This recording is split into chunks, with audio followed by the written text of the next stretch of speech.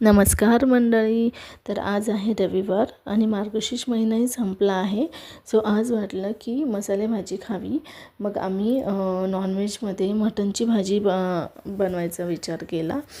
त्यासाठी लागणारे जे साहित्य आहे, आपलं बेसिक जे साहित्य असतं ते मसाल्याचं, जसं खोबरं झालं, आलं, लसूण, कोथिंबीर आणि कांदा याची तयारी करून घेतली. सगळ्यात पहिले मी 2 कांदे भाजायला ठेवले गॅसवर.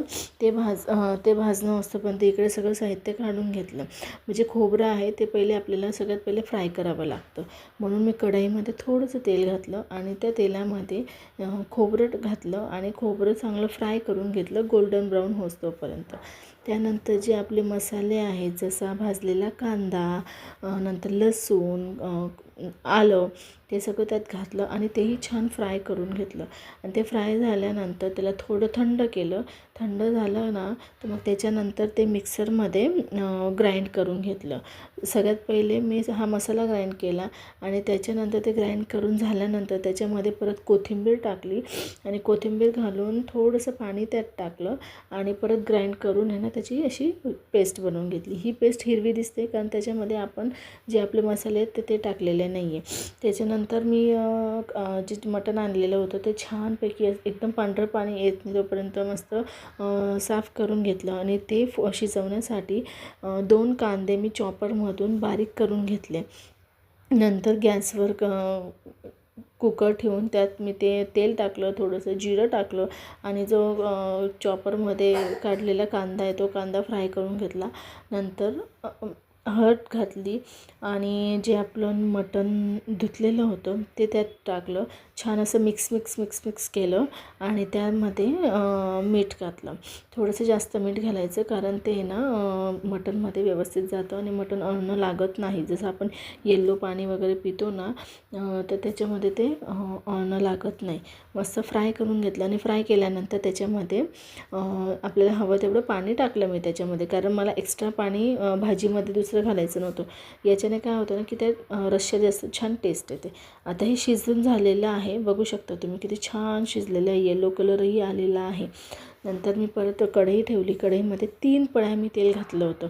त्यात वेगळं होतं, यात 3 पळ्या तेल मी घातलं आणि त्यामध्ये जो आपण ग्राइंड केलेला मसाला होता तो मसाला यात घातला. याच्यामध्ये फ्राय केला थोडासा फ्राय होऊ दिला. फ्राय केल्यानंतर त्याच्यामध्ये मी लाल चटणी, नंतर गरम मसाला, थोडीशीच हळद टाकली कारण ऑलरेडी आपण शिजवताना हळद घातलेली होती म्हणून.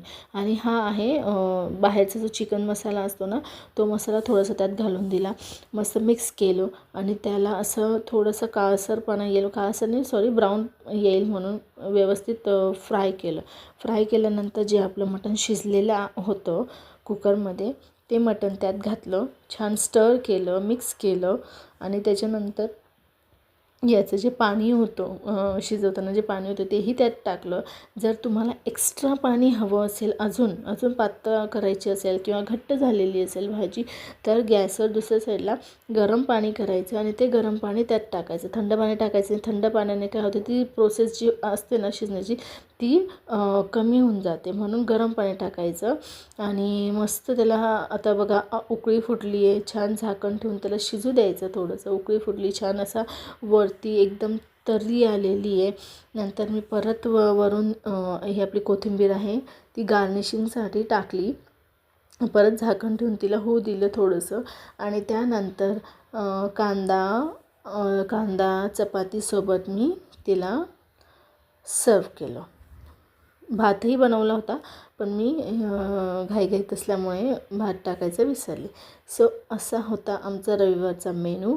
तुम्हाला भाजीची रेसिपी कशी वाटली आणि भाजी कशी वाटली नक्की ट्राय करून सांगा. Thanks for watching. Bye bye.